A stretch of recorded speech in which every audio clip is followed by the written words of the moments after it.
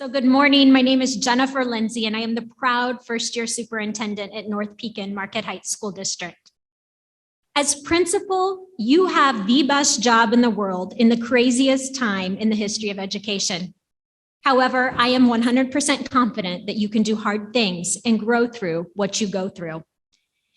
When I was first asked to consider presenting this Ignite session, two thoughts crossed my mind. One, I'm terrified to speak from a stage. And two, what do I possibly have to share with some of education's greatest superheroes? But I wanted to share from my heart. My final year of the principalship was one many would consider to be a mountaintop experience. My family purchased a new home, I finished my program, and I was appointed the next superintendent of our district. However, in the midst of all those positive events, our district was in the process of a difficult transition with a decision to close my building. I want to spend what is remaining of my 5 minutes to share a bit of our story regarding the closure and some of the leadership lessons that were learned along the way.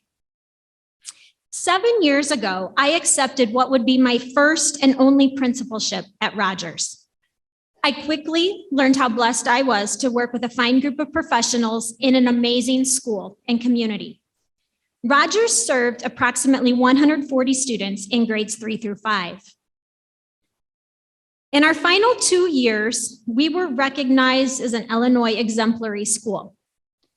Many would consider this difficult given our demographics. However, our teachers did not accept demographics as a limitation. Instead, they were committed to doing whatever necessary to help our students succeed. Unfortunately, the district had experienced a 36% decline in enrollment over the last 10 years. With Rogers being the smallest facility, the decision was made to close our building. It was determined that it was not financially responsible to continue operating with 3 buildings in our school district, and a plan was developed to relocate 3rd grade to our primary building and 4th and 5th grades to our middle school. This change would reduce administrative and operational costs and allow our district to remain financially solvent. There was no plan for a reduction in teaching staff, as each teacher would be reassigned to Marquette or Georgetown schools. Despite knowing that each of them still had a position, our teachers were devastated to learn that their school would be closing.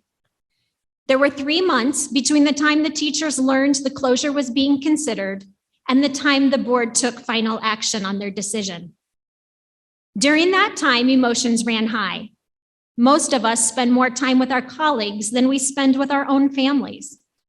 The learning community at Rogers experienced heartbreak on top of the fatigue of pandemic teaching, contact tracing, mask wearing, and limited opportunities for self-care and socializing outside of school. Our teachers were grieved at the loss of their school. There were stages of denial, anger with leadership and board, bargaining as individuals proposed alternatives, and sadness as the end of the year came and went. As leaders, we're often faced with making difficult decisions. Some of those decisions are unpopular, and this was no different. Though the school consolidation was a wise decision for our community and our long-term financial position, it was nonetheless painful for those who knew and loved Rogers. Having just now completed the first quarter of the new academic year, the district is adjusting to normalcy.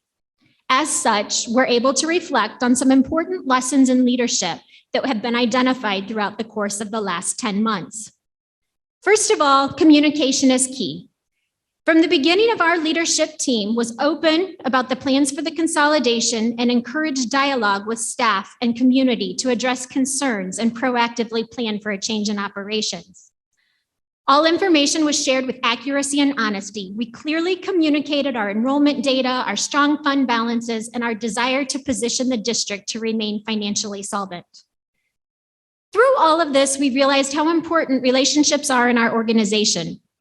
Though the process was painful for those involved, we'd spent years building relationships of trust with staff and community that allowed us to successfully weather the change together. We were reminded how important it is to show compassion. During an already difficult pandemic year, our staff members processed the closure in different ways at their own pace. It was important for us to recognize that as leaders. As leaders, we also realized how important it was to lean on each other for support. I won't lie. Some days were just plain hard as we processed the decision, relocated classrooms, merged staffs, and defined new procedures. Through the heartache, criticism, and long days, it was nice to know we had each other. Our story is likely somewhat unique, as it's not often that a district decides to close a school. However, you will no doubt experience trials of your own during your leadership journey. Remember to communicate clearly and accurately, value relationships, show compassion, and lean on your support. Each trial is an opportunity to develop your skills. May you embrace the challenges that come and grow through what you go through.